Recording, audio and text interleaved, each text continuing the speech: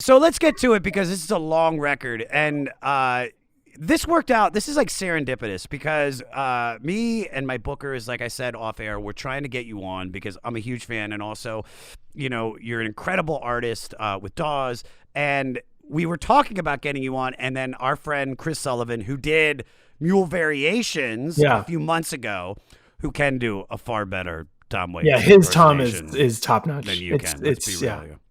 Yeah. But he recommended you, connected us. He said this is one of your favorite records, one of your favorite artists.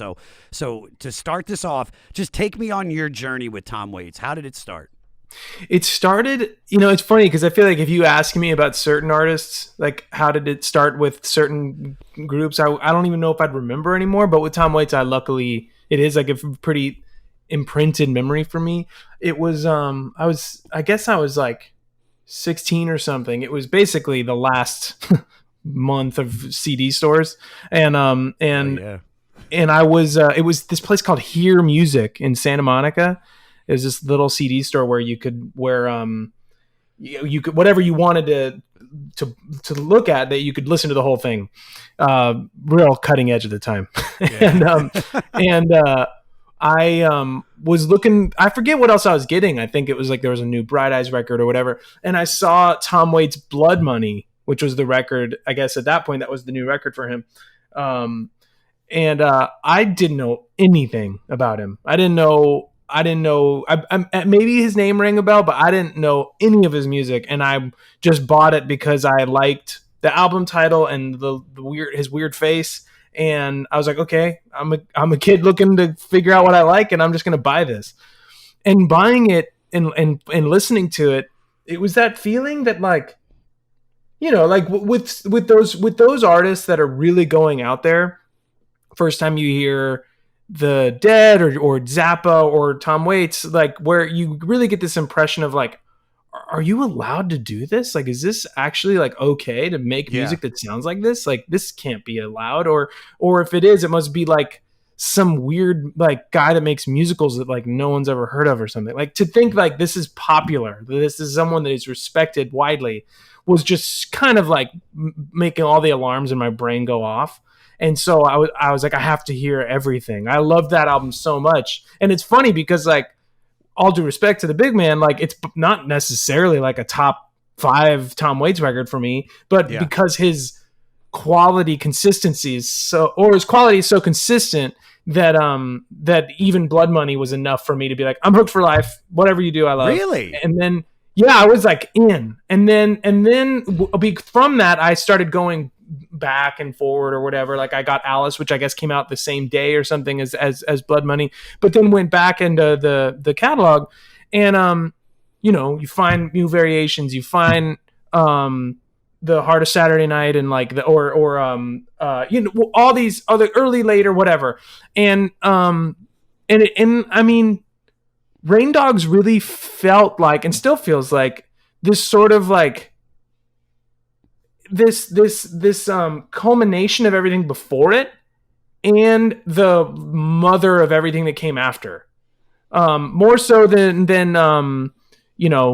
Swordfish Trombones. Even though I love that album, it just felt like it was still this primordial Rain Dogs almost, where it's like he's still like on the verge of it, and then Rain Dogs felt like the summation, and then afterwards it's like, oh yeah, Mule Variations rules to me, because to me it sounds like Rain Dogs. Like it's like it always became the reference point for his greatness. Not to say that those records aren't equally insane, but it just felt like like when you hear Let It Bleed, where it's like, oh, Keith found his guitar tuning, he found his way of, like, it felt like this realization, like stepping into an identity record, and that's how Rain Dogs hit me. And so that's how it happened. So this is actually, you mentioned a couple other records, like so supposedly Rain Dogs is considered the middle album of a trilogy that includes, like you said, Swordfish Trombones and Frank's Wild Years.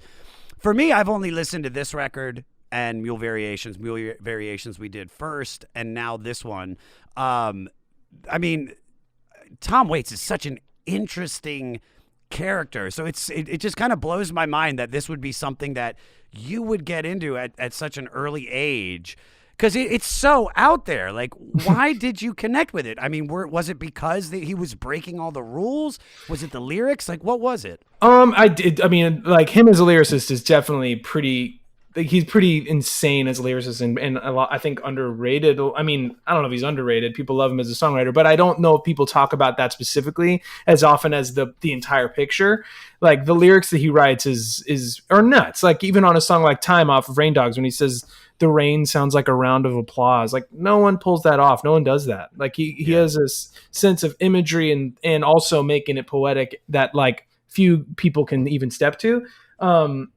It's interesting with, like, the trilogy, because, like, those two, like I said about Swordfish Trombones, like, it feels like here's a couple songs, but here's also a couple moods. Here's like, it just feels like this, like, I mean, it makes for a really fun listening experience, but it's like, it's not very much song. And then Frank's Wild Years is even trippier. Like, it's pretty actually challenging to me compared to Rain Dogs. It's his bitches brew.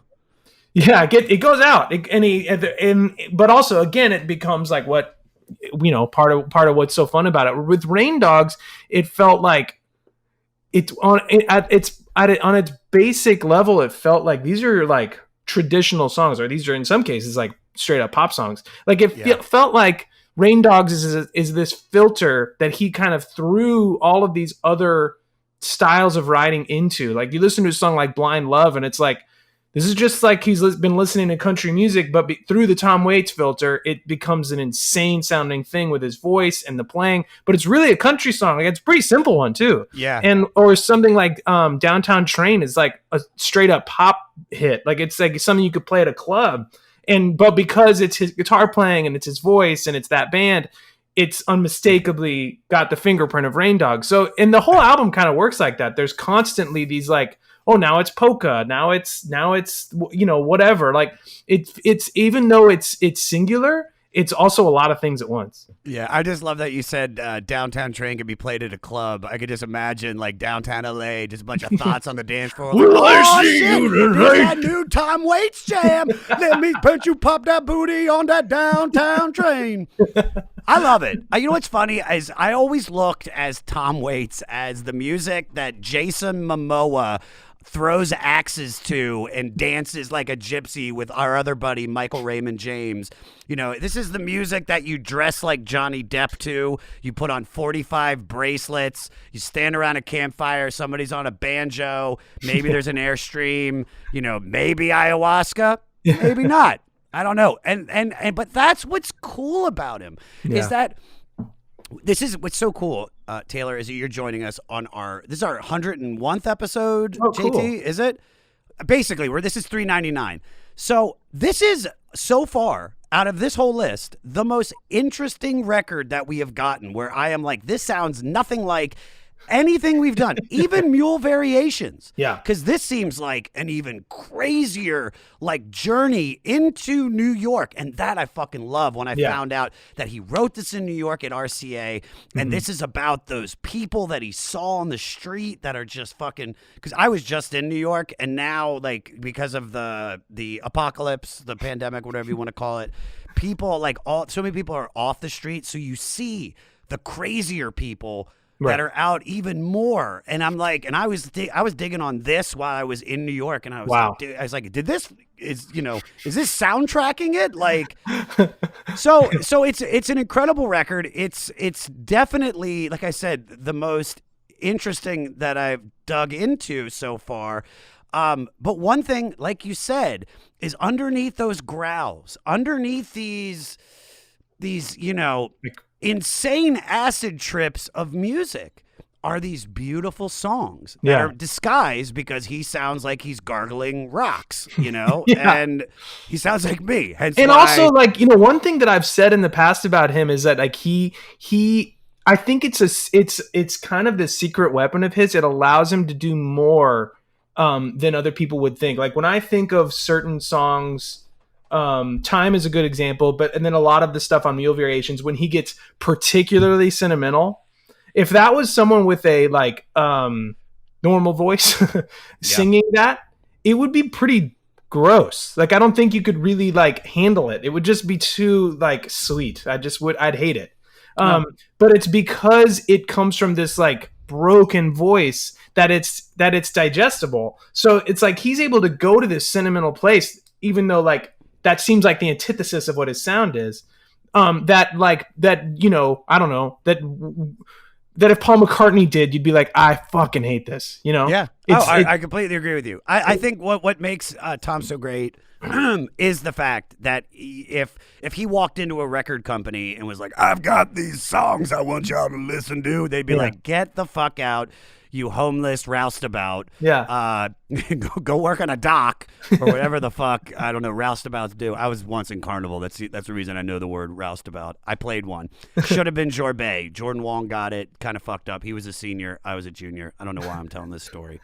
Let's dive into the record because there's 19 chunky songs on here and I want to try to get through as many as we can. So what I loved about this is that this album opens with Singapore. This is a rickety sea shanty to a crew about what to expect at their exotic and dangerous destination.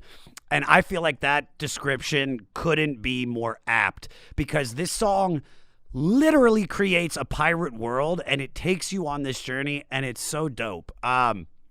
This is my favorite part of the song. Peter, play the bridge.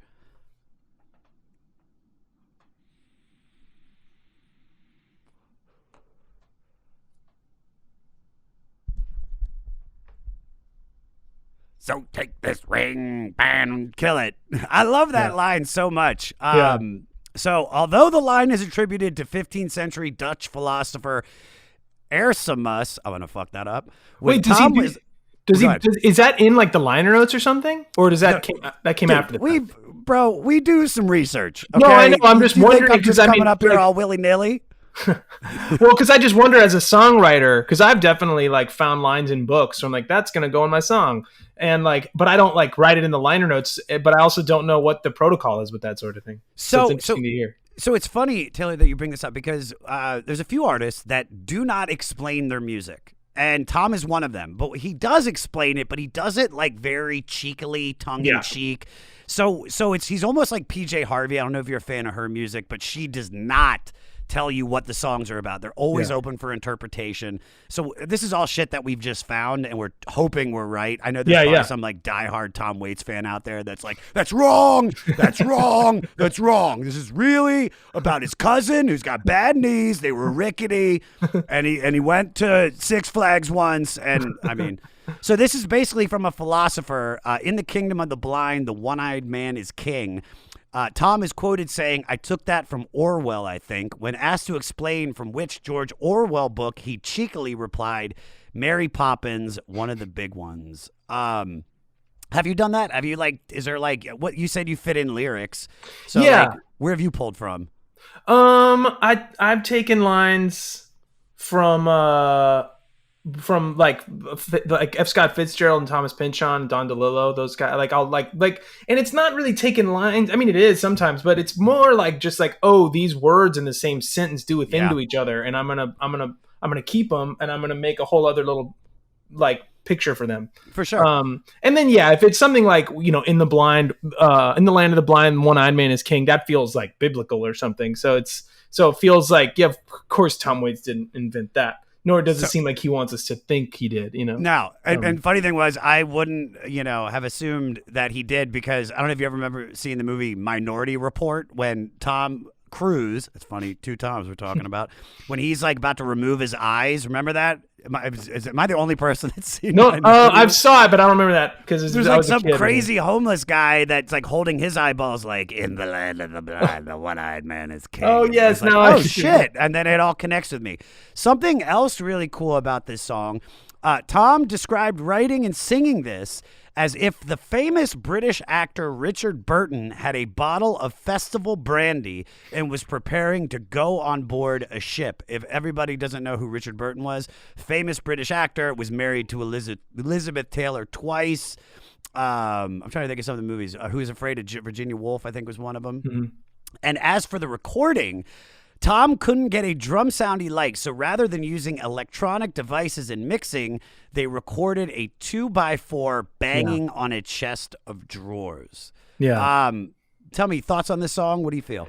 I mean, like I think like that's some of the most fun that's one of the most fun aspects of Tom Waits is like when you hear a sound, you know that there's like a life behind it. There's a story behind it.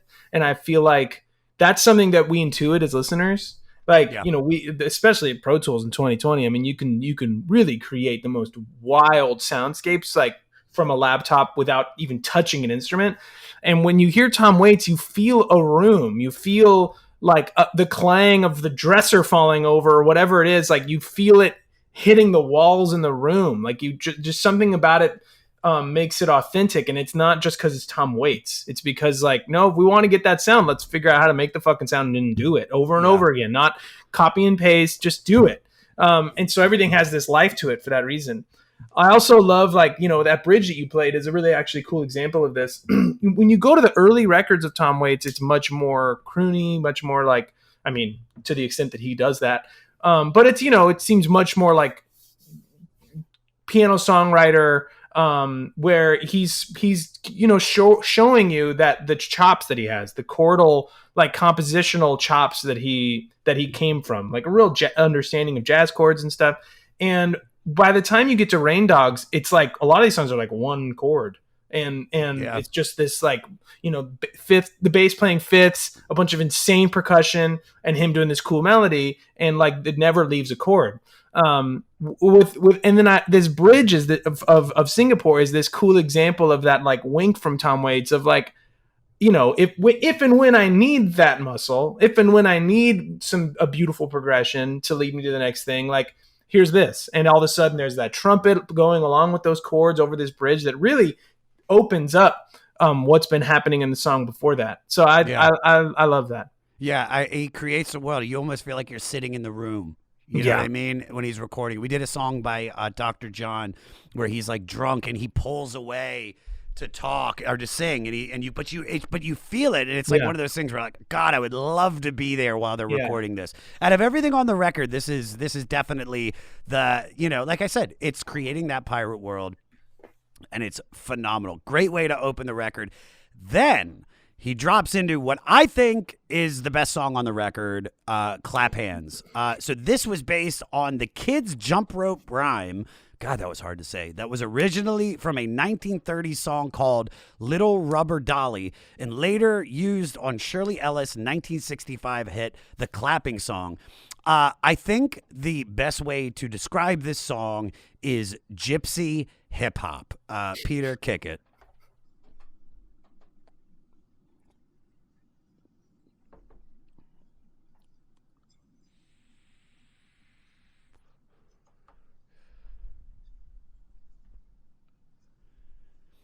Kill it. Do you hear what I'm talking about? The cadence of, these lyrics. If you take that, put that on a different beat, this is Most Def. This is the Roots. Yeah. This is any hip hop, but it's got his flavor. So, people are. And he does such a cool thing where he's able to, he makes the universe in his songs so big by giving you so little. Like, nobody's sure where Mr. Knickerbocker's at. You're like, what? Am I supposed to care about Mr. Knickerbocker? Is it bad that he's gone? Like, are we going to hear more? Are we going to like find him eventually? Bring him back. That's the only line about him. And like that's such a power of Tom Waits, where he doesn't hold your hand through like telling you his story. It's like, here's the 5% I'm giving you, and then you get to populate it however you so choose afterwards. Oh my God, I love that. All right. I also love how he recorded this. Sorry. Like just because I think this, like, even listen to that clip you just played. Most of the time when there's you go to the studio and you sing a vocal, everyone's like, make sure you get those P's right, and you like move your head a little bit when you have to say P. And you can hear him like with the compressor cranked up, just like $50 bill inside a Paladin hat. Like he's just like hitting it as hard as he can. And it's so cool because it's like, I don't fucking care about popping Tom keys. Don't give a fuck. Yeah.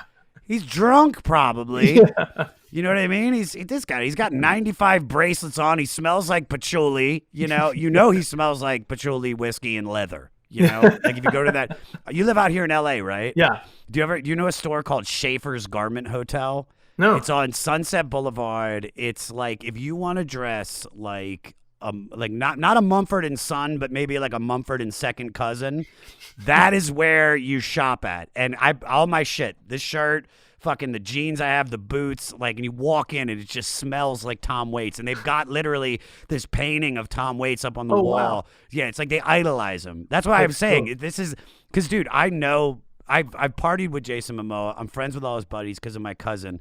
And the second I heard this, I was like, this is the fucking music that they fuck with. And it's crazy. So it creates that throwing axe world. Yeah. Tom once said about this, as you get older, the things it was once important to have around you become less so, especially with children. New York is like a weapon. You live with all these contradictions and intense, sometimes unbearable. And, we're talking about contradictions. If this is a nursery rhyme, this is filled with some dark shit. Like the contradictions, like millionaires shoveling coal. So I wanted to ask you, we're talking about scary nursery rhymes and dark shit. What scared you as a child? Oh man, it's a cool question. I mean, I didn't have the like monster under the bed or monster in my closet things. I'm not, it's by no means like a brave little kid, but that just maybe I was just too dumb for like my imagination to like really like conjure that stuff up for me. When I started watching like certain movies you're not supposed to watch like a little earlier than I should have, like The Exorcist or like whatever, that would mess me up. How old were you when you saw The Exorcist? I think I was like 13 or something. Like, that's just old, dude. I was a wimp.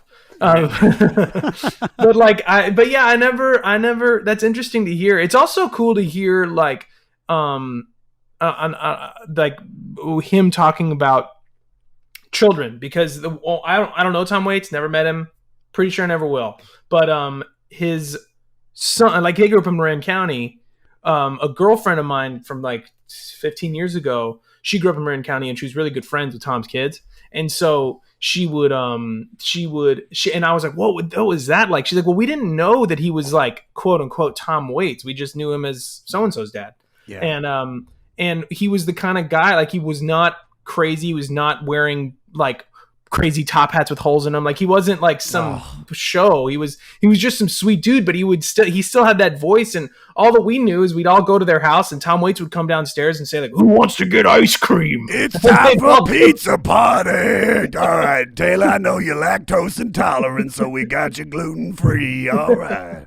Yeah. So it's like just to hear that he's this like very active and involved family man. It was so sweet to hear, and also kind of makes perfect sense. Yeah.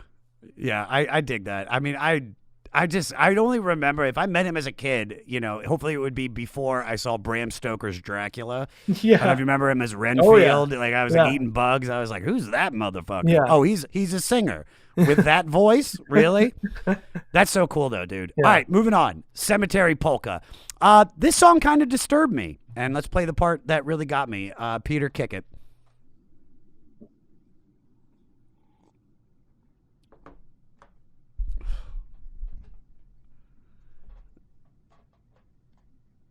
All right, kill it. This reminds me of a bad acid trip.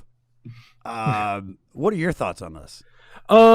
Yeah, like some of this stuff is like, the tumor is as big as an egg, and it's just like it's all like the humor that is like a big part of, and I don't know, to my ears, of Clap Hands in Singapore is like not as apparent in this one. I guess in some ways it's still like there's I don't know.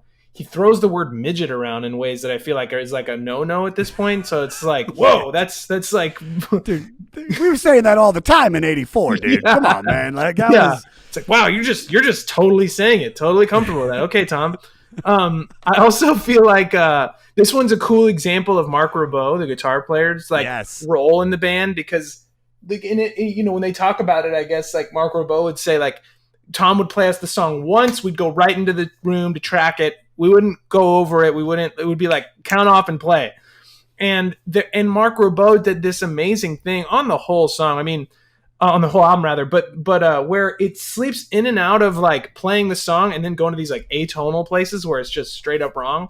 And it feels so good. It feels so appropriate to the world that they're creating. Yeah. And this song is maybe the most out guitar playing, where he's just kind of doing this chromaticism of like looking for chords that fit, that don't. And like, it kind of goes through the whole song. Like, and it's I feel like it's like the reason why that song feels the way it does, along with the song itself. Which is funny that this is the style that he chose to do with this subject matter, because Tom said, this is dedicated to all my dead relatives who are still arguing from the grave with each other. On my father's side, we had all psychopaths and alcoholics, and on my mother's side, we had all these evangelists. So they were finally united at the grave, and this is a little family tree for him, really.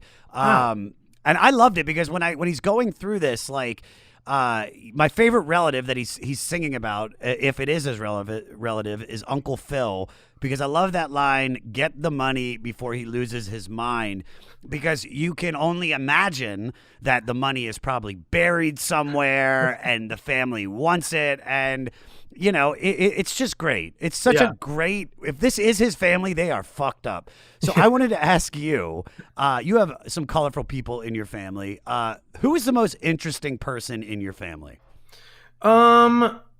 It's got to be my dad. I wish I was a little more aware of like my grandparents and stuff, but my parents had me, they were a little older, so I didn't know my grandparents very long. But my dad is definitely like, I was just with him the other day. We were sitting on his porch having our like outdoor COVID hang, and he was just going through these stories of like when he was in like from 71 to 74, his band called Sweat Hog opened for Sabbath for like the whole for the national tour, like domestic tour, dude.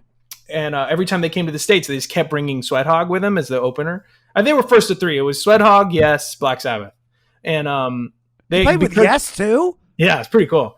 And because distance run around, I fucking love that song, dude. Yeah, that's and badass. Mine was just an Orkin man. Yeah, and with Sabbath, because I guess they were together so much, he ended up being really tight with Ozzy. It was like my dad's drummer Frosty, and Ozzy were just this trio. It would just always chill and hang out and have these kind of like, in some cases, pretty horrific rock stories.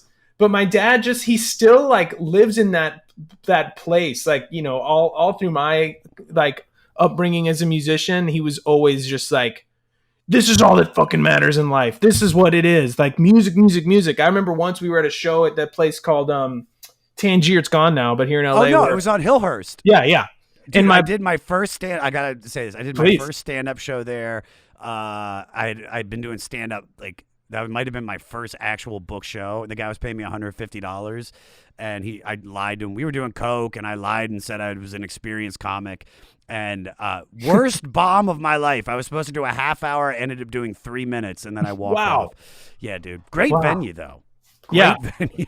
and we played there, and like my buddy, this good friend of mine actually to this day, opened for us, and the electricity at Tangier was so jacked up at the time that my friend got shocked from the mic so bad that it knocked him back into the drums, and then that pushed him forward, and he fell on his guitar, broke his guitar.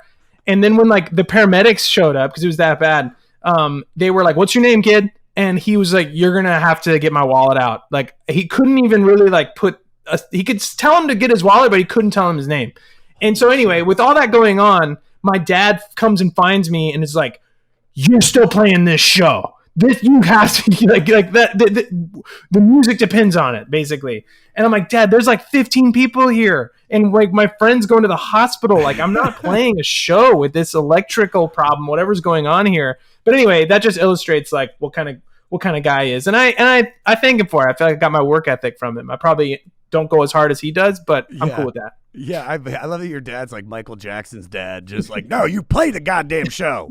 These people paid $4 and bought a drink. Tangiers, they didn't charge that much. All right, Jockey Full of Bourbon. This was the first single. Once again, he mines nursery rhymes with a twist on Ladybug, Ladybug, to have a drunken taxi driver narrate the seedy and likely criminal tale.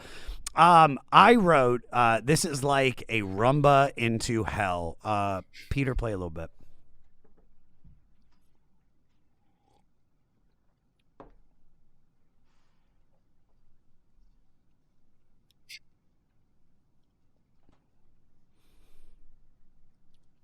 All right, kill it.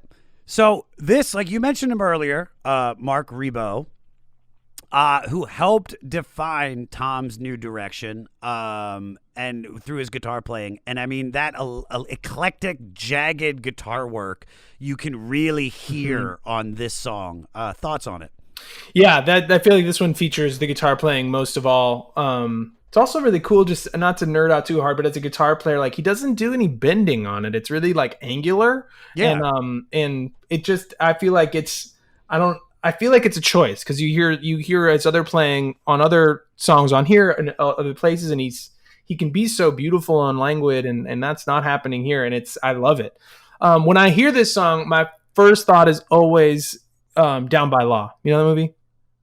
The Jim Jarmusch movie. Yeah, Yes. yeah. With Tom Waits, Roberto Benigni, and damn it, what's his name? The greatest, John Lurie. Yeah, it's just the three of them, and that was like my intro into like being a movie nerd. Like I was always just like whatever comes out and Star Wars, that was kind of like I didn't care. And it's funny because Down by Law as a film did to me what Rain Dogs did to me as an album, where it just felt like you can do this. You can be a filmmaker and do this. This is crazy. It's like the slowest movie, but also the most beautiful movie. Like nothing really happens. It seems kind of like cheap sometimes, or like I don't know what it is, but I was just like addicted to it, and I would watch it over and over again. And the opening credit sequence is Jockey Full of Bourbon, because the album came out at the same time as the movie. So I've always wondered like to what extent they're intertwined, because John Lurie actually plays some on Rain Dogs. He plays some saxophone. It's every time I hear this, even though it's an album written in and to some degree like entirely about New York, I just think of New Orleans because that's where that movie takes place. No, I just I agree with what you're saying. Once you hear a song attached to a movie, it's like they're just together. Like I'll never hear Lust for Life and only think of Train Spotting when I hear that Iggy Pop song. But this is where I feel Tom is at his best. I love these characters that he creates, and this song also, it's a nice departure from the song right before. Yeah, whereas like he's going crazy on the other one, he's bringing it back down. It's still based in reality, and it's phenomenal. Then we go. Do you have something to say?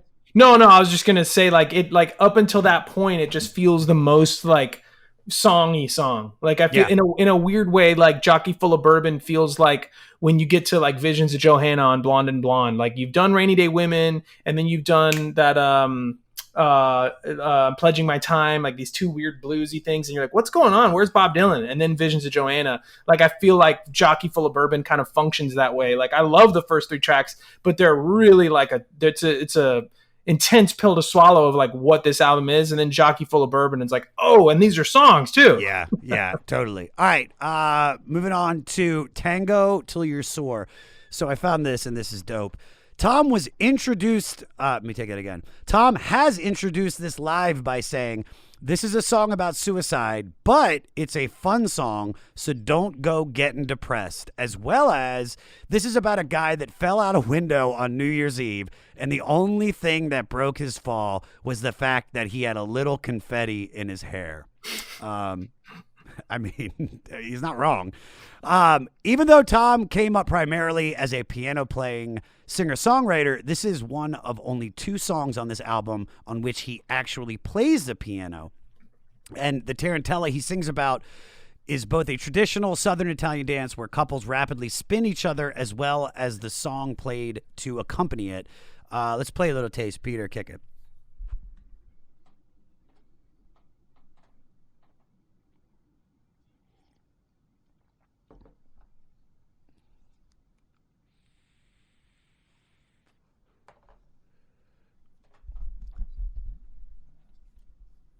Kill it. I think that's my favorite line on the whole record. I tell you all my secrets, but I lie about my past. I don't know why I connect with that so much because it's such a contradiction. But I think it's the line of the record, in my opinion. And thoughts? it's also one of those incredible lines that like it, and I mean this in a good way. It's so universal and so like just such like why you go to music, what you go to music looking for. Like I could hear that on a Joni song. I could hear that in a Bob Dylan song. I could hear that in like a Neil Young song. And I'm sure they'd make it their own and it would have a different emotion attached to be coming out of their mouths. But it's just like, yeah, it's just that like top shelf songwriting moment of like, yep, these are the nuggets you look for. So let me ask you this. In your life, what is a lie you once told but got caught telling? In like 2009, I got called on my, like, at this time it was like a Nokia cell phone. And so it was like, hey man, I was like, hey, and I didn't recognize the number. And so I just started engaging with this dude on the phone and he's talking to me and I'm thinking like, he's so familiar with me, not to me, but with me. So I'm assuming like I'm about to realize who this is. And I can't. And eventually he's like, well, anyway, like Steve. And I'm like, oh my God, I've been on the phone for like 20 minutes with someone who thinks I'm someone else. And I've just like totally gone with it. And he's like, and then because I was like a 24-year-old like coward, he was like, so we still good for tomorrow? I'm like, yep. And like, so like all of a sudden I'm making plans with this guy who I don't know. And he's like, okay, I guess I'll see you there at 2. I'm going to get there at 2. Is that good for you? I'm like, yeah. And I just want to get off the phone. So I do. And then the next day his phone lights me up and he's leaving messages like, where are you at, man? And I felt so bad. I was like, I can't ignore it. What? No, did you answer or did you ignore it? No, I didn't answer. So like he got stood up by his friend that never met him. I'm hoping that he figured it out and realized like some asshole that I called didn't have the guts to tell me that I wasn't who he thought I was. Yeah. So I'm sure I got caught in the lie, but we never actually had a conversation about it. This guy now hates Steve. You know that, right? Yeah, I might have been a nice guy. Steve listened, and Steve would give him good advice, and now he's like, fuck Steve. I don't want to ever talk to him again. But he's like, but I really like that band Dawes, though. Fuck Steve. Fuck Steve. Big Black Mariah. So the title vehicle, which is often also referred to as Black Maria, was originally a police truck or van used to take arrested people to jail, but it's also since become slang for a hearse. And the vehicle's non-PC origins are rumored to be named for Maria Lee, a large, strong black woman who owned a boarding house in Boston in the 1800s who would help the police round up unruly criminals. Peter, play a little bit.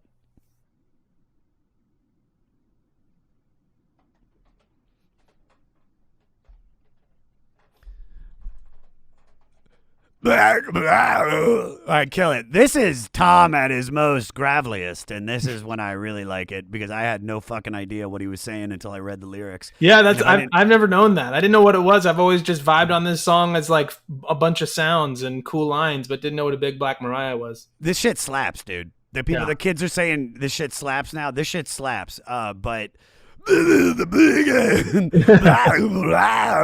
There's no real connection between tongue and top of mouth.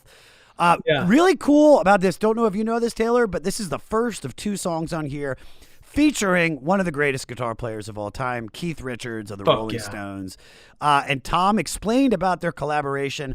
I picked out a couple of songs that I thought he would understand, and he did. He's very spontaneous. He moves like some kind of animal. I was trying to explain Big Black Mariah, and finally I started to move in a certain way, and he said, oh, why didn't you do that to begin with? Now I know what you're talking about. It's like animal instinct. I had no idea, but you know what's funny? The first time I listened to this, I was like, God, it sounds a little Keithy. Thoughts on this song? Yeah, I was gonna mention that same thing. Just like a lot of that, like pull off suspension chords, like very Stonesy when you know it's him. Like, obviously it's Tom Waits, so you wouldn't necessarily put this on and hear like, oh, it sounds like a Rolling Stones song because it doesn't. But if you listen for Keith, you hear him, and and it also like I feel like his love for Keith and inviting him to be a part of this, especially in like, 84, when like it's like Tattoo You era Stones, or a little bit after that, I guess. It just shows like Tom Waits isn't one of those dudes that like talks in a fake accent and is trying to like revive the good old days or something musically, where all my gear is only made from this, like he's not one of those guys. Like I feel like he's actually a contemporary artist looking for other like-minded contemporary artists that have that animal relationship to music that he's talking about. Like Keith is maybe my favorite guitar player, and I think it's because of that blend of like recognizing when something's beautiful, but also like that reactivity that doesn't feel like it's over intellectualized or like overly rehearsed. Yeah, it's a very reactive guitar playing, and so it makes total sense that like that Tom Waits would be like, that's my dude in the biggest band in the world, And I think that is a testament. I think that it I don't know, for me personally, I think it helps break down. It helps you get what Tom Waits is about. Like understanding that he loves Keith is, I feel like, a clue towards like cracking the code. Yeah, no, I agree. All right, so you've played with some pretty classic musicians. Who were you most blown away to work with? I think Elvis Costello. Oh, wow, yeah. Just because he's like, I've been like, all these dudes are gnarly for sure, but with Elvis, there was this vibe, because our job, like the record that we made together, was to write music to these Bob Dylan lyrics that didn't have music to them from back in the day, and there would be some of them were full songs and we would just make music, and then some of them were like a verse and we'd have to finish it and finish the words and then write all the music. Yeah. And Elvis was the kind of guy where it was just like, oh, there's one verse here, we need 3 more verses, and you'd like look away or blink, and all of a sudden the rest of the song was written. He's like, this could work.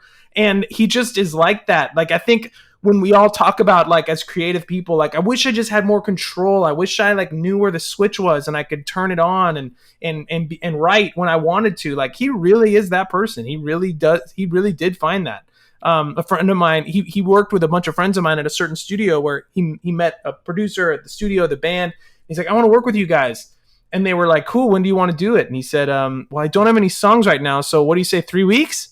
And like, sure enough, he came in 3 weeks later with a whole album's worth of music. So anyway, long answer to your question, but it's got to be Elvis Costello. All right, so I got to ask you this question as a follow-up. Do you know if he lives in the Beechwood Canyon area? Because I go to the Gelsons on Franklin, and there's a dude that I keep thinking is Elvis Costello, but I'm too afraid to go up just in case it's not. So you don't have to give his address, but is he in the Beechwood Canyon, Franklin area? I'm fairly certain he does not live there. I mean, because he lives in 2 different parts of the world, and neither of them are LA. Okay. Unless he's moved. I mean, it's not like we talk all the time. Dude, guys wearing the hat, the glasses. Wow. I keep like I'll walk by and I'll be like, what's so funny about peace, love? And I'll look at him and see if he knows anything, and he's like, he's not giving me shit. But also he could be in the zone. You know what I mean? Gelson's yeah, I mean, has this been just recent, or has this been like for years and years and years? Well, maybe like year and a half ish. Oh, okay. All right, whatever. All right, moving on. Diamonds and Gold. This is a claustrophobic carnival waltz, and it's about the desperate things people will do for money. Good song, but I want to move on. Hang. Do you want to say anything about it or no? No, we can keep rolling. Okay, cool.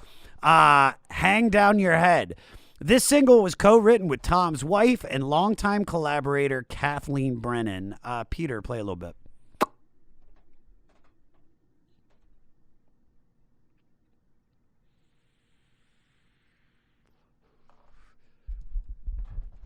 All right, kill it. This, in my opinion, is probably the most conventionally structured song on the record. You know, I love it. But this isn't, there's no gimmicks, and I'm not saying the shit he was doing before was gimmicks, but there's nothing weird about it. This could be, like you said, if somebody else with a different voice, maybe, performs this could be a single. It's a beautiful, beautiful song. Thoughts? Mm-hmm. Yeah. Also, I just love that, because you look at later records of his, and it almost every single song is written with Kathleen on later albums. So it's almost like this cool little intro to this. I know they're married, but it also like I wasn't really aware of it before this album, and then afterwards, it's like they are a writing partnership. So it's cool to like this is sort of like a historical like first taste of what that became. Yeah. So you and your wife collaborated on a bunch of projects. Are either of you allowed to be constructively critical of each other's work? Totally. And I mean, we invite it. I mean, like there are definitely songs that I write where she's like, okay, cool. Like, you know, it's not her bag. And then, yeah. And, but she's always sweet about it, but it's helpful for me. I mean, also, you know, she doesn't, I mean, I hope she doesn't mind me sharing this, but she doesn't like Tom Waits. So it's like, there's certain, you know, guiding lights for me that she doesn't hang with. So it's sort of like just because she doesn't like something doesn't mean it's still not right on target. But I mean, yeah, when we wrote her record together with other friends and stuff, it's just like, obviously you're honest. And obviously because you have to be, you're writing a song. You need to like be clear. You can't like fib about that when you like, they're depending on that kind of art, creative honesty, but you just figure out one more way to make sure it's couched, you know, sensitively. So, it's like if it were me and a buddy of mine, I'd be like, no, that's not it. I might not be as I might not just throw it off like that with her. I might just say like, cool, let's do that. And let's like, see if there's anything else, you know, like just like one little extra layer. Sure. So I got a little inside scoop that she's a huge Joni Mitchell fan. So let her know she's booked for April of 2026. If we're still here when we get the first Joni Mitchell record, we would love to have her. Those are like probably too high up the list to do anytime soon. Oh, I mean, we'd be jumping a bunch. Yeah. A lot. Yeah. All right, moving on. Do. No, take that whole thing again. I wrote "do" above the song title. Jesus, Josh. All right, take that again. All right, next song, "Time." Don't cut that out, Peter, because I fucked up. There's that really great. You got to look it up. I forget the guy's name. Oh, Sorbo, the guy that played. Have you ever seen that little clip ever where where the guy that plays Conan or whatever that show? I know. No, he plays. Was it Hercules or I don't know. Kevin Sorbo. Yeah, Kevin Sorbo. I thought it was Conan. No, it's Tarzan. I don't know. No, but anyway, it's one of them. It's like something, dude. JT, can you look up who the fuck we're talking about? Kevin Sorbo, because now I'm not gonna be able to do the rest of the interview until I Google his name and then the word disappointed, because there's this scene in that show where I've never seen the show, but I guess he's like transported to another world, and as an actor, he read the script like direction. Hercules, you're right. I'm wrong. Fuck yeah. But there's this scene where he's like sent to this other world, I guess, and he reads the script direction. I don't know what the word is for that. I hope I'm saying that right. So he says like the line is like, "This is not my world," but he kept reading. So in this little clip, he's like, "This is not my world." Disappointed, because he didn't know how to say it. Yeah, there it is right there. It's the best thing ever. Can we play it? Jack the volume up. Yeah, you got to JT. You gotta get the sound on. Yeah, and start it over. All right, here we go. Can he do it? Can my producer produce? Oh, it's gone.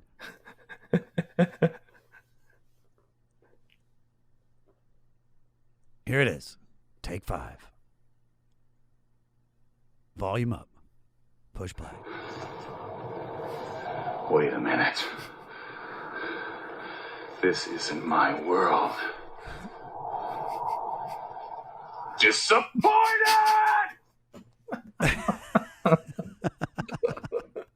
That is great. That is fucking phenomenal, dude. Yeah. Which is exactly what anyone would say if they get transported to the world they're not meant to be living in. Yeah. Just scream disappointed. I didn't think that we'd be playing clips from Hercules, The Adventures of Hercules, on this podcast. Tom Waits would be proud of that, I think. I do too, for sure. I love this song though. I love Time. I want to play this little clip because it might be my favorite lyrics on the record next to the ones that I spoke of earlier. So Peter, play 243.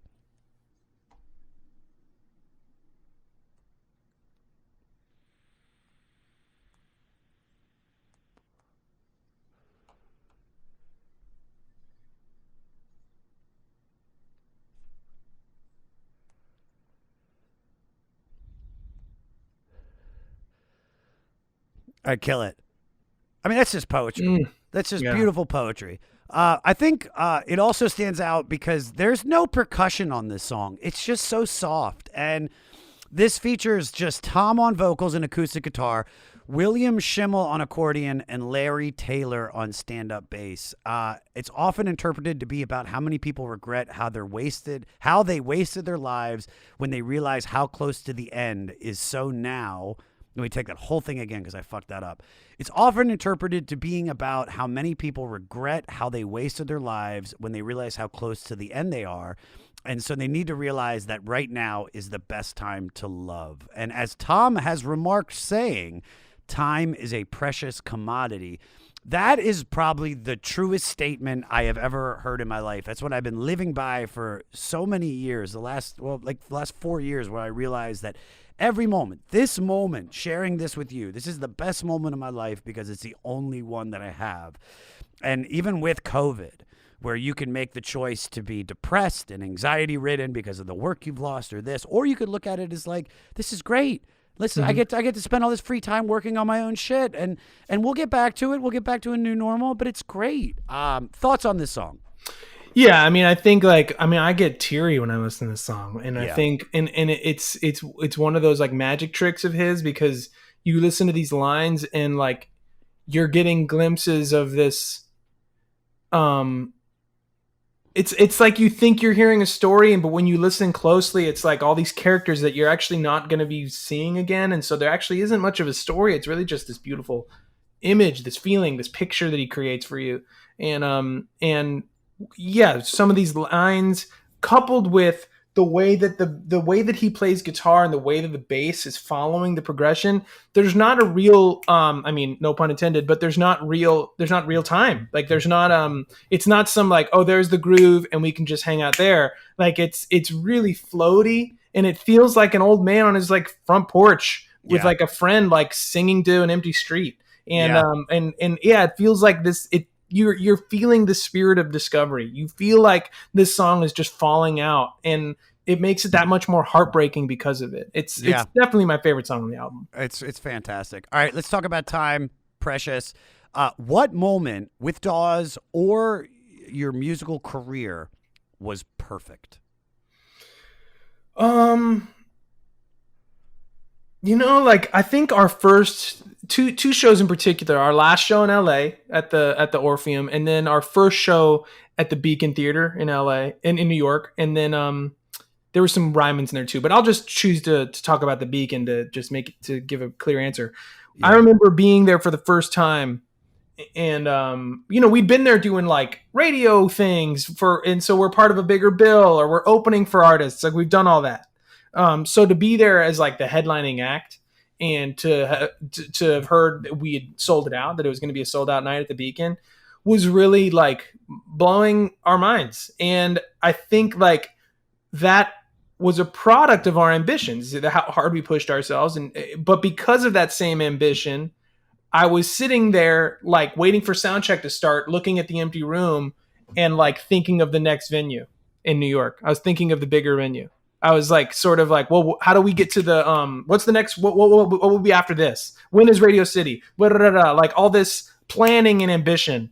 And I kind of grabbed a hold of myself. I was like, whoa, don't do that. You've been wishing for this since literally day one of Dawes. It's like, be here right now, because this is the thing. This is the exact thing that you told yourself you wanted to do. So do it. And then, sure, have that other voice, but let it wait till tomorrow.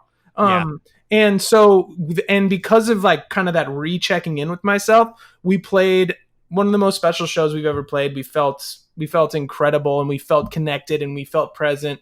And it did feel like, wow, we headlined a sold out Beacon Theater show, and it really felt perfect. What if your guitarist got electric shocked right in the middle of the show? I remind myself that my dad would insist, keep going. Keep going. Keep going. All right, Dad. All right, can we do CPR on my friend? All right, Rain Dogs. So this song starts off with a 30-second accordion intro by William Schimmel.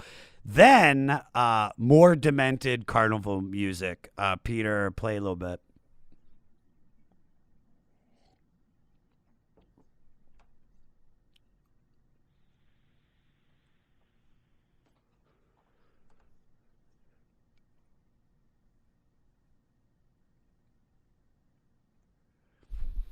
Kill it.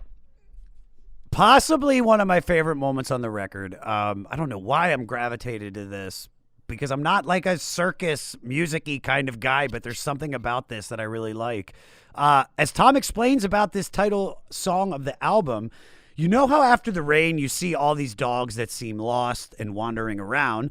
The rain washes away all their scent, all their direction, so all the people on the album are knit together by some corporeal, I hope I said that right, way of sharing pain and discomfort. Thoughts on this? Well, that's really cool to hear. One thing that I've always loved about this song is that like that accordion intro, like this is the beginning of side 2. I'm surprised, frankly, that this is a single album. This is just a side A and B because it's like 54 minutes and it's 19 songs, but a lot of them are short. So I guess it was possible. I guess when you get past like 45 minutes or something, you start to sacrifice like fidelity quality. But, you know, records like this or Highway 61 are well over 50 minutes and they're the best. So it obviously doesn't matter that much. Anyway, this is track 10 and it's also track 1 of side 2. And I just always felt like that carnival-y like accordion intro. I was like, what an amazing opening track kind of vibe. Like it feels like, oh man, we're starting the second wave right now, and like it always feels like this recharge of a tune. It's funny that you said that about the accordion, because I pulled this quote. It's Tom talking about the accordion, and according to Will Schimmel, no, maybe take that whole thing again.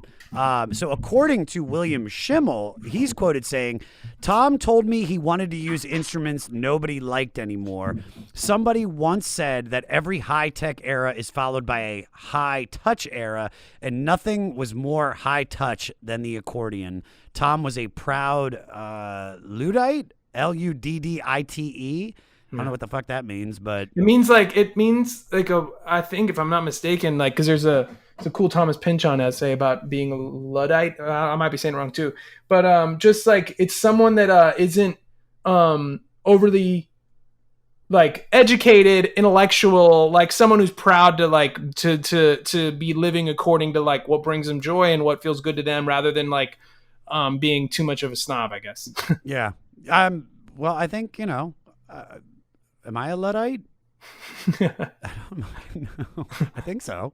But I'm kind of like I don't want to be too snooty.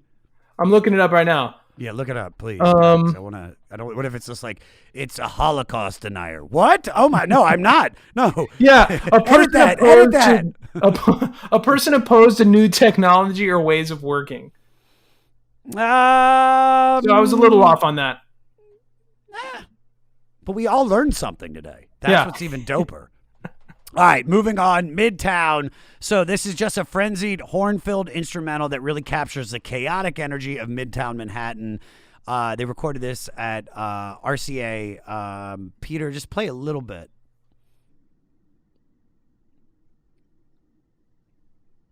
All right, kill it. It's like a chase scene.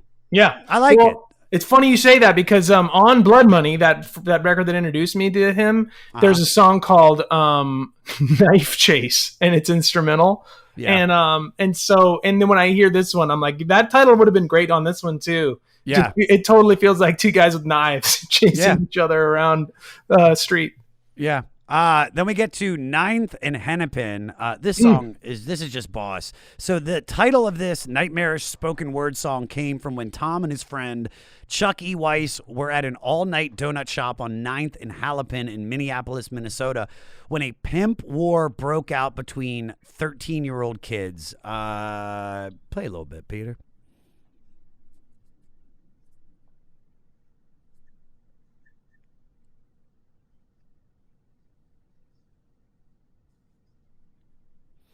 All right, kill it. This is kind of like his, what's he building in there? Yeah. Like, this is his what's he building in there moment. Even though this is Minneapolis, the imagery, however, is all New York, you know? And Tom explained, New York is really stimulating. You can get a taxi and just have him drive around and just start making a list of words that you see. And then you say, I'm going to write a song, and I'm going to use all these words in that song. This is the only other song on here that Tom plays piano. So this isn't, I guess this is a staple of Tom Waits to do these spoken word poetries. Thoughts on this? How do you feel? Yeah, I mean, it's like, it doesn't feel like a traditional song per se, but it's my favorite words, I think, of everything. Like, even just straight up at the beginning, well, it's Ninth and Hennepin, and all the donuts have names that sound like prostitutes. Like, that only could come from him. And when I remember first hearing that, and then you're gonna go off on this thing of like, you start thinking about donut names and like, wow, these all would be awesome prostitute names. I want a prostitute. Can you get me? Is Cruller busy tonight? What about Bear Claw? Is Bear Claw busy? Nope. Okay. I'll take Bear Claw for $50. All right. Around the world for Bear Claw. Maple Bacon Bar. Yeah. But yeah, and then it goes on and on. There doesn't quit with this song. Like, I feel like there's so many lines where like even the bit that you played, one for every year he's away, and all that stuff just was such a, it's always been like I've always looked forward to this for just the sheer words, because it is true also.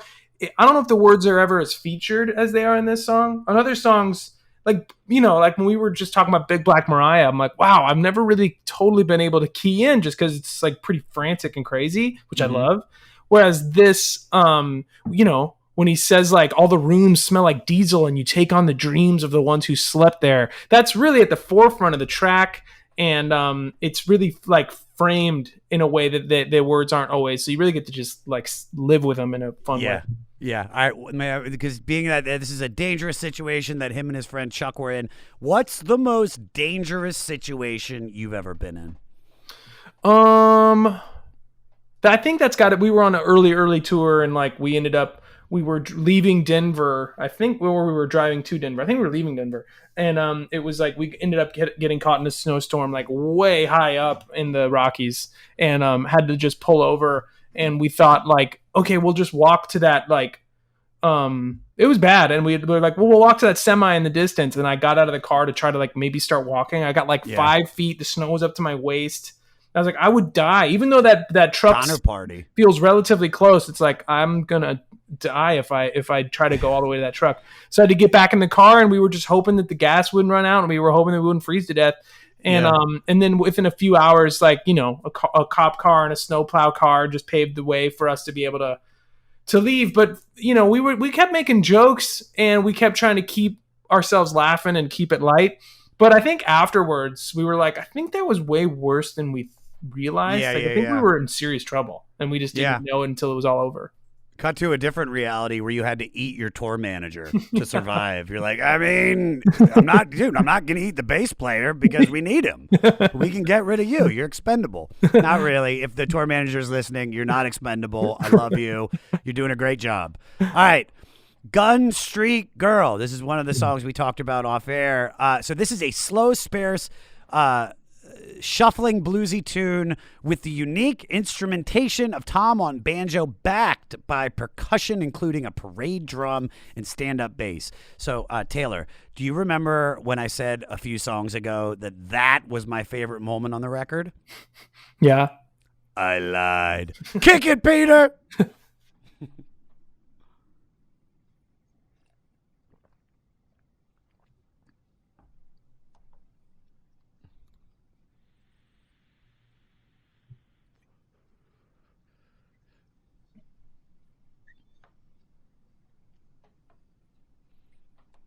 All right, kill it.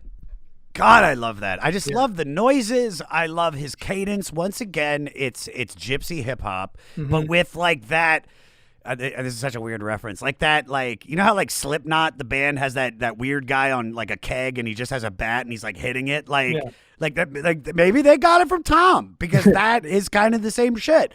Yeah, I think it's like a bathroom pipe or something. It feels like they're hitting just like a pipe in a bathroom. But that's fucking boss, man. Yeah. Like the fact that they would even consider doing that, it makes the song just so much better. Like if it was just him on banjo, good song. But that ding, it's just like, I love it. And totally. Tom explains Gun Street Girl is about a guy who's having trouble with the law, and he traces all these events back to this girl he met on Gun Street right there on Center Market, right in Little Italy there. God, having to read his quotes is quite difficult because he's throwing in really bad grammar. Tom, next time you talk, bro, kind of make it easier for me, dude. You said you love this song. So tell me why you connect with this one.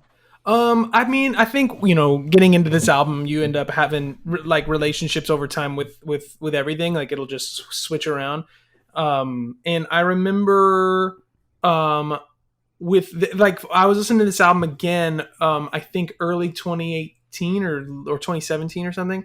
And then I was really honing in on Gun Street Girl, and, just again, the narrative, but also the lack thereof, where you're not sure who's who and where, what is, who am I caring about and who am I not, and what actually happened to these people. And I just loved all that. And anyway, I also love that it's almost all one chord. It's all this kind of minor chord, and he's able to carve out this I think it's the longest song on the album. It's really clear verses, clear choruses, but still over this one kind of plucked acoustic blues thing, one chord. Yeah. And I ended up writing a song. I wanted to just write Gun Street Girl, and it ended up being this song called Telescope that's on our last record called Passwords, or the one before this most recent one. So I was shooting for Gun Street Girl, and I missed completely. I mean, it doesn't sound anything like it, which I was counting on that. Yeah.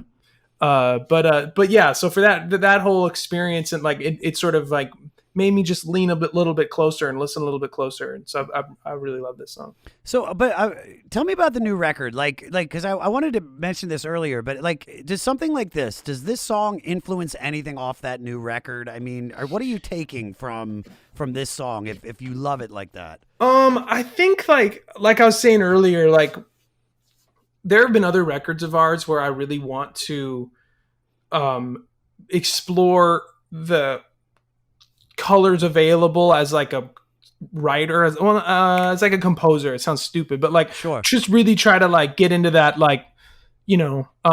still crazy after all these years kind of stuff, where it's wow, this is meaty. These chords are involved, because they are fun to play, and they are beautiful when you do it right. But as time has gone on, I've drifted more from that, and I've responded more to this commitment to simple progressions, like a songwriter knowing that, okay, this song's 2 chords or this song's 1 chord, but I'm still going to make it me. To me, that's almost more mind-blowing than someone who finds a 4-chord progression that we've never heard before, which is frankly doesn't really happen. But so I think I try to take, and I feel it suggests confidence, and Tom Waits is probably the coolest example of it. He really does have chops. He really there's records you can find where he can do shit vocally and on piano, and and maybe on guitar, I don't know, but he always makes sure it's serving the record and serving the song. He's not here to impress you with technical abilities, and I think that as obvious as that should be, I think it's really hard for anybody creative to intuit and apply. So as time has gone on, I think records like this stick with me when I'm writing a new song, where it's oh, I guess it's just a blues progression, or I guess it's just 1 to 4 back to 1. And I'm gonna know that I'll be fine, and no one needs to know that I'm smart, because that's fucking bullshit. Yeah, totally. Also, by the way, I listened to the new record yesterday on my way home from Vegas. It's phenomenal, man. Thanks, man. Really, really great record for you guys. Thank you. And it's funny that you said about progression, because the next song, Union Square. So this one I really dig, because this is another song with Keith Richards on guitar, as what Tom calls doghouse rhythm. And Tom described Keith's unique playing stance as such: he leans so far forward, he must have a string attached to the back of his neck, and it's run up, and he's being held to the ceiling, and it keeps him from falling flat on his face. It's unbelievable. I wanted to play a little clip, because this is, in my opinion, just Tom's version of a Chuck Berry song, and it's just slick. Peter, play a little bit.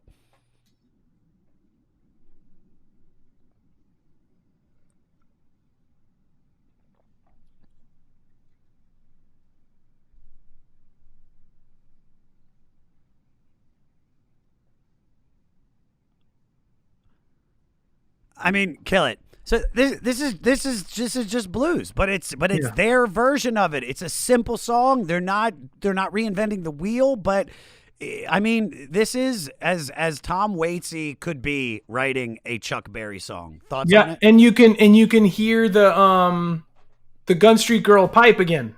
Like that's made it into this track, and I feel like it's those little things that keep it in Rain Dogs. Yeah, Obviously it's his voice, but it's also like it sounds like the mic is pretty far from Tom. It's you hear like a whole room when he's singing. It's not some close-up vocal. It seems like he's like yelling in an empty space. Yeah. And I feel like it's those little tiny choices that make it always feel like this is all the same record.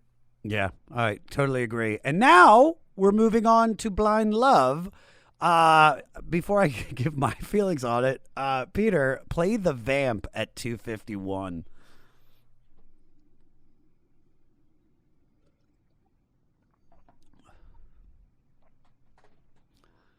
All right, kill it.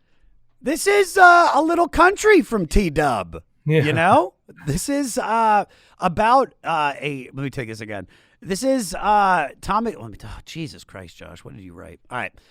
So I found this from Tom. He explained, Blind Love is one of my first country songs. I like Merle Haggard. Most of those other guys, though, sound like they're all just drinking tea and watching their waist and talking to their accountant. This one, I think, subscribes to some of that Roadhouse feel. Tom was actually ready to throw this out before inventive, pioneering punk guitarist Robert Quine played some Jimmy Reed type licks. I think Tom is going into country. He actually tried to get this onto country radio, but it did not happen. And Keith Richards also played guitar on it too, and provides the wailing backup vocals. All right, thoughts on this? Yeah, it's like it's similar to Union Square, where like Union Square is like, okay, here's Tom Waits doing rock, but he just can't help being Tom Waits. Like Blind Love is here's Tom Waits being a country artist, but he just can't help being Tom Waits again. And I feel like, even I know this record well and relatively so, and even like it wasn't really until preparing to talk to you and like really trying to hone in and just kind of have a conversation with myself about each one as I listened, that it felt like, wow, Blind Love is kind of country. Like it wasn't like, it's kind of crazy that it didn't really knock me in the head earlier. Cause now that I'm thinking that, it's like, well, that's so fucking obvious. But because of Tom Waits' voice and just the way that this album frames each song, it just like, I know I've kind of just said this about the other tune, but it just is always inevitably Rain Dogs. And it never felt to me like a huge departure, even though on some level it is. Yeah. All right. So being that he wanted to get this on country radio, but it didn't happen, I wanted to ask you this. What's been your biggest disappointment? It's so weird how that, like, it's a good question, but I feel like as creative people, it's hard to interpret stuff as disappointment. Like, I mean, we make records or we write songs, we release singles, and it's like, oh shit, like some of these people don't like it. But you just keep kind of telling yourself why you made the decisions you did, that you don't really give a shit about like anybody's feelings but your own. So I guess in that sense, my only disappointments are when I had a gut feeling about something and I still don't like it. And so in some cases, those are like decisions that are celebrated. And I'm still like, that's not what felt true to me. And I regret it because, like, on our, whatever, it's not a big deal, but like on our 5th record, we had this song called When the Tequila Runs Out that I'm super proud of that song. But I also felt like, oh, it's kind of like a album track, it's like something that's like not really what the rest of the album's about. It's just this fun party song in the middle of the album.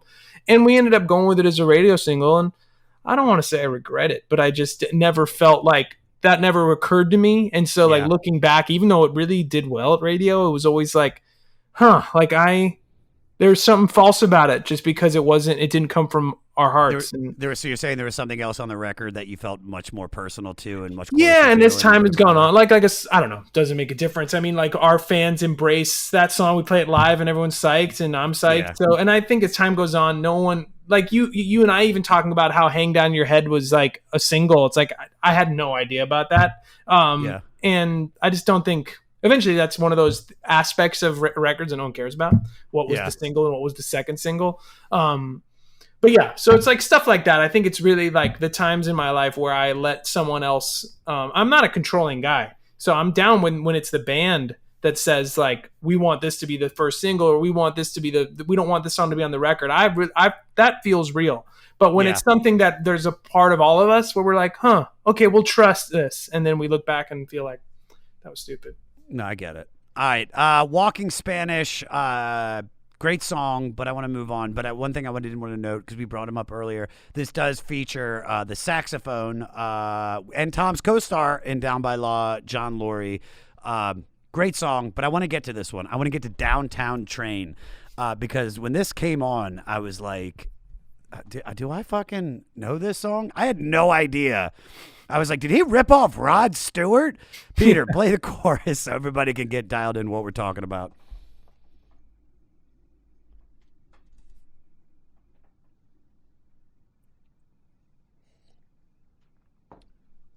Town train.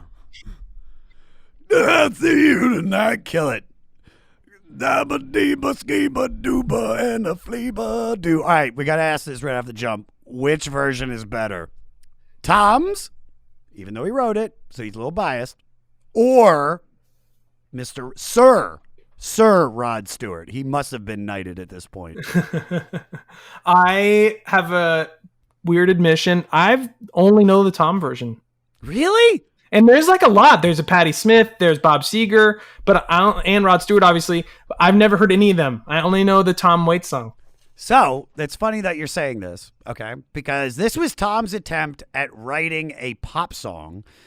He went so far as bringing in almost completely different band for it, including Hall & Oates guitarist and SNL band leader G.E. Smith, and King Crimson and Peter Gabriel bassist Tony Levin. This Heartbreaker seems to be about a lonely and ignored guy who is in love with a nameless fellow subway passenger he sees often who doesn't know he exists. These days, he'd likely be considered a stalker for finding out where she lives and standing outside, but hopefully he was just melancholy and harmless. That was a good little note, Morty, for writing that. That's our writer. Thoughts on this? Yeah, the song's awesome, and it's a highlight of the album. I think if the whole album was like Tom Waits attempts at pop songs, it'd be a bummer.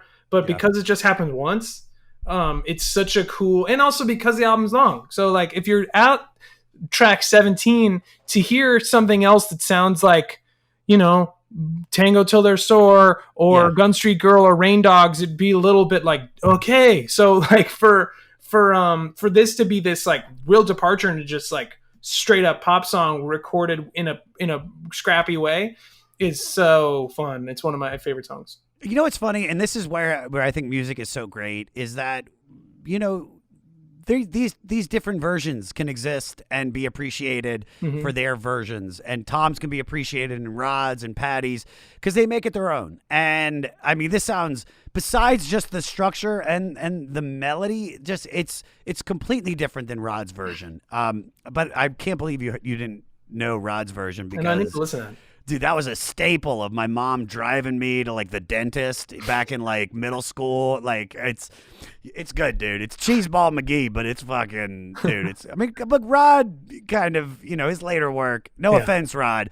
I know Rod's a huge listener of the podcast. Yeah. He's always talking about it. So we love you, Rod. Yeah. We love you. Don't worry, buddy. All right, Brain of Rain Dog. Or let me take it again. Bride of Rain Dog. Another instrumental. I want to move on to the last track on the record, Anywhere I Lay My Head. And this is such a perfect way to end this record. So the album's ending with this New Orleans-style funeral dirge into a joyous, upbeat second line featuring the Uptown Horns. Peter, play 28 seconds, bro.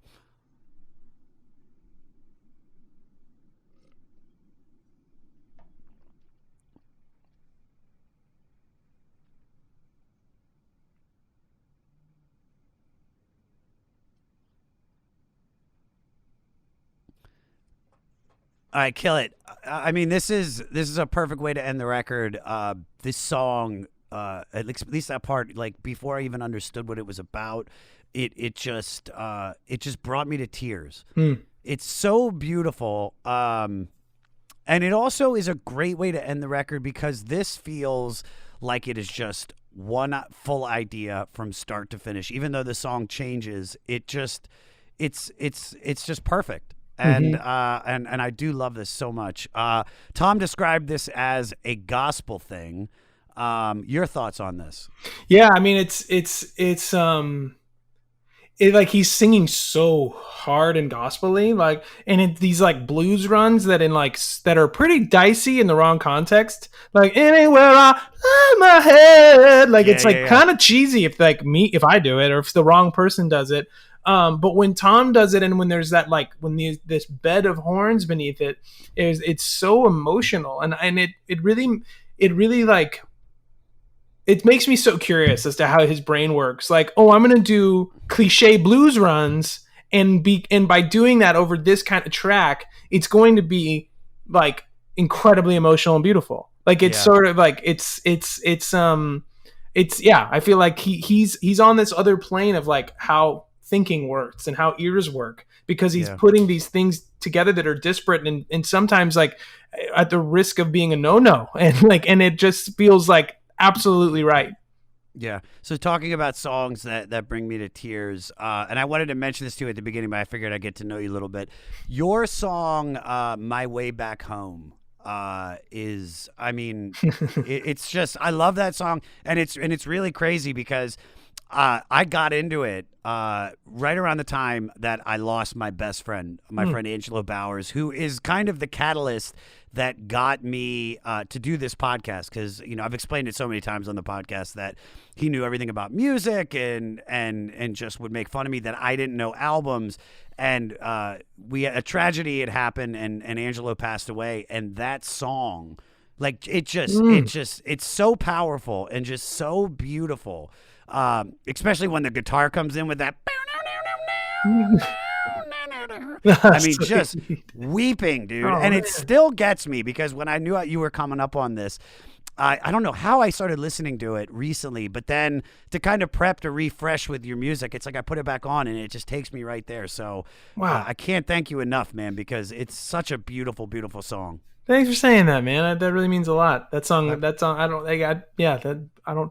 people don't talk about that song that much, so it's really cool to hear that. Oh, it's incredible. The first 3 songs off that record are just great. Thanks, but that one, it's like, because that was right when I got Spotify, and I don't know how you made your way. That was when I first heard of Dawes.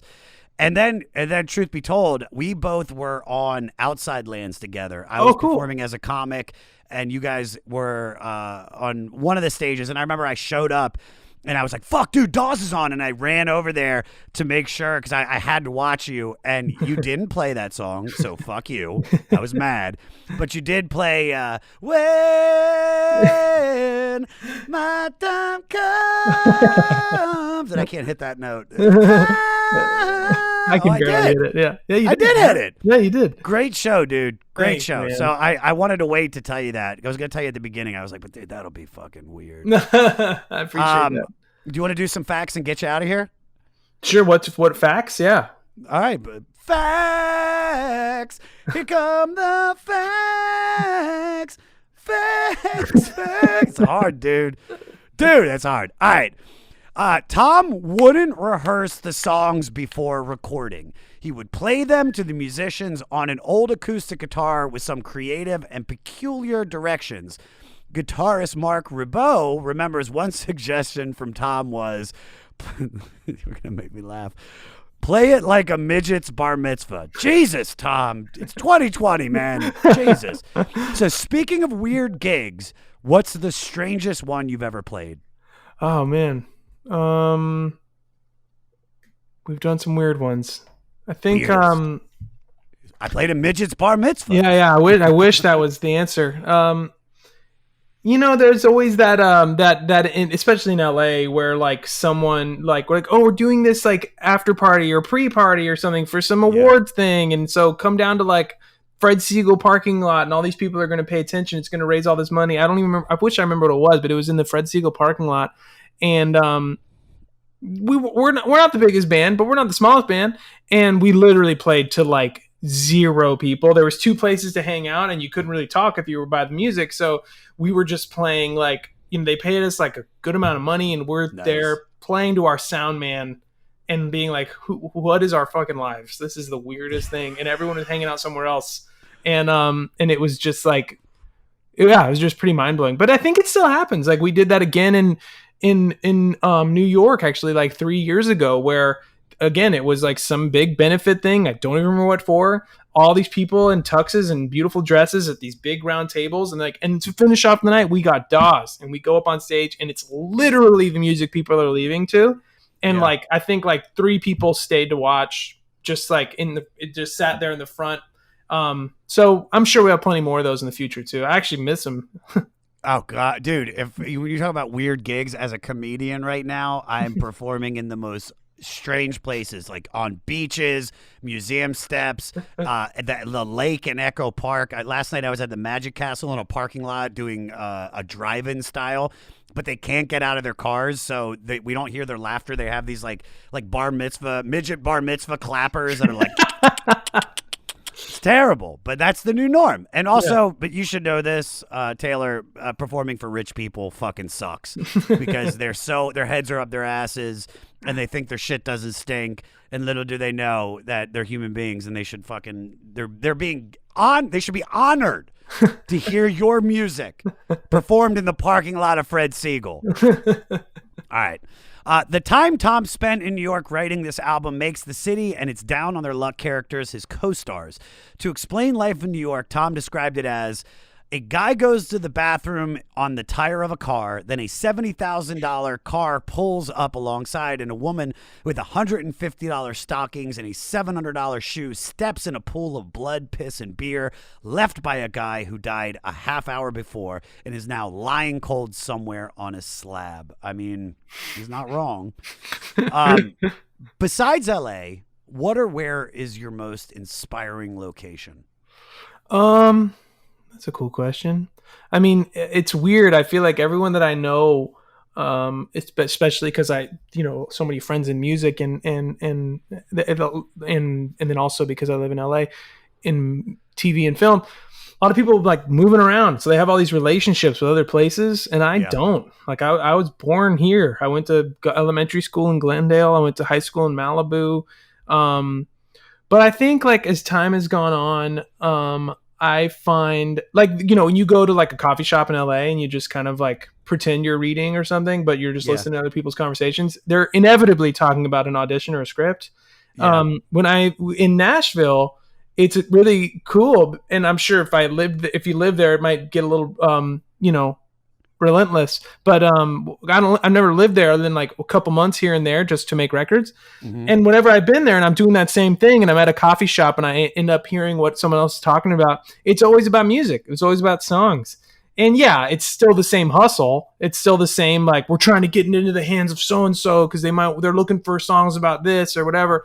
But for a songwriter, it's like, wow, I'm not used to this. And it ends up being something that just feels like rejuvenating. Like, oh wow, I want to get back home and like finish that song I was thinking about because everybody else is doing it. Yeah. It's funny that you said that about the screenplays in New York. Not New York, in Los Angeles. One of our former guests, another comic, Fahim Anwar, has this joke because it's like that there's people always writing screenplays at coffee shops, and he's like, what if you found out that the guy wrote Schindler's List at like the Starbucks on Cahuenga? You're like, it really just takes away from like the depth of the fucking movie. Yeah. All right, last fact. This was great, man. This was so great. Sweet. They put out a lovely black and white video for Downtown Train directed by Jean-Baptiste Mondino, who had just made the popular video for Don Henley's Boys of Summer. It features Tom singing and dancing around New York and some acting by boxer Jake LaMotta, the subject of the 1980 movie Raging Bull. I don't know how he got this question, but I'm going to read it. If you had to pick another profession, what would it be? I mean, I've always like flipped over novelists. I don't know how to do it. I don't think I ever will know how to do it. But I've like, to me, like the bigger rock stars than like Dylan and Neil are like the writers, Yeah. So that's something that I wish I knew how to do. My brother he's our drummer, and he's always saying that if and when we aren't going to be able to go back on tour, one job he always talks about, and he's not joking, is that he wants to maybe dig graves. I don't even think anyone does that. I don't even think that's the job anymore. I think they got a machine for it, but he still is like, I just feel like that'll like bring me, like, it'll be good for my relationship with mortality and keep me outside and like keep me in shape. So yeah, if we don't ever get to go back on tour, go look for Griffin Goldsmith as your like local gravedigger if you live in Altadena. I just love, like, there's going to be, like, a family, like, oh, my God, Uncle Frank, oh, my God. Is that the fucking drummer for Dawes? Oh, God. I mean, it's a profession, and it's never going to stop. You're always going to need gravediggers. But, man, I said it a moment ago, God, I can't thank our buddy Chris Sullivan for connecting us. I had a blast, man. So hopefully you did too. Yeah. So promote away anything you want to promote. I know you have the new album. Just go ahead, whatever you want to talk about. Yeah. It's just the new album's called Good Luck with Whatever. Normally when we put out a record, that seems like the beginning of something because then we go tour it for the next year and a half. But in this case, we can't. So it's sort of like, oh well, now it's, I guess, on to the next thing. Yeah. But we're really proud of it, and it's felt really good getting it out there, and we hope that we'll be able to play some kind of show eventually. We're gonna go do our first few drive-in shows. Not sure how to feel about that, but Aren't you doing something at like Rose Bowl or something? No, one's in Anaheim and one's in OC. Then that's this weekend. When is this coming out? Sorry. This comes out Wednesday. So I want to come to one of those shows if you don't mind. Yeah, totally. Can you do me a favor? Can you play My Way Back Home? I actually don't know if we could do that because we haven't been able to rehearse in so long and we don't know that one live anymore. Yeah. A ballerina and the Phoenix. You know what? Fuck it, dude. Grab a guitar right now. You fucking sing it for me. That's payment. I would if you want. No, God. I mean, should I? No. No, you can't. I mean, that would be fucking boss, though. But yeah, keep going. I'm sorry. I didn't mean to cut you off. No, so we're going to try those out. We're going to do a couple drive-in shows, see how that feels. And that's really all we got going on right now. Then we're going to go record, I think, because we have nothing better to do. And I keep writing songs because I'm not busy on tour. So then we're just going to make another one. Yeah. Everybody, I mean it. I dug it yesterday on my ride home from Vegas. Listen to the new album. Listen to their older stuff. An incredible band, man, and just an incredible guy. So I can't thank you enough for coming. Thanks for having me, man. My pleasure.